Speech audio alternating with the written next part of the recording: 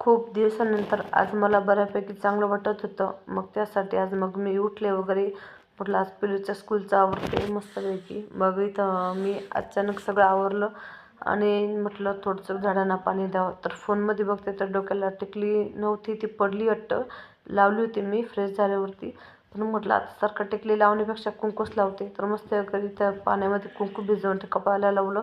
त्याच्यानंतर मस्त म्हटलं झाडांना पाणी टाकू. इथं तुळस लावलेली आहे मी. तर तिला मस्त पाणी वगैरे टाकते आणि एक आमच्या घरमालकींची पण आहे, तिला पण मस्तपैकी पाणी वगैरे टाकते.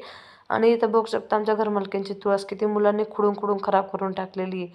तर काय बोलावं, लेकरांना डोळ्यासमोर पण करतात, पण आता कसे काही ना काही कळत नाही, काय करणार आहे.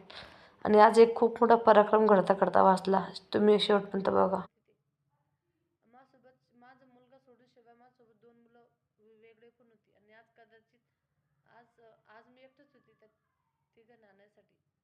एक तर आज माझी तब्येतच ठीक नव्हती, तरी पण मी हिंमत मारून गेले आणि तिथं हा एवढा मोठा पराक्रम घडला. मला आता अशी अपेक्षा सुद्धा नव्हती. तर एवढं काहीतरी मोठं असं संकटच गेलं म्हणायला पाहिजे.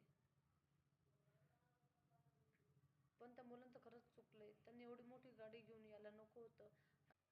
मग तो पराक्रम झाला. संध्याकाळी पिलू घरी आला. त्याने सॉक्स भिजायला घातले, सॉक्स क्लीन वगैरे करून टाकले. म्हटलं सकाळपर्यंत वाळून जातील. आणि त्याच्यानंतर मग इथं थोड्याशा चपात्या वगैरे केल्या, मस्त पिठलं वगैरे केलं. आणि आजचा व्हिडिओ कसा वाटला नक्की कमेंट करून सांगा. आणि मी 3 फुटाची चपाती पण शिकलेली आहे. पहिले मला 3 फुटाची चपाती जमत नव्हती, फुगत नव्हती, पण आतापैकी बऱ्यापैकी फुगते. आणि व्हिडिओ कसा वाटला नक्की कमेंट करून सांगा. तोपर्यंत बाय.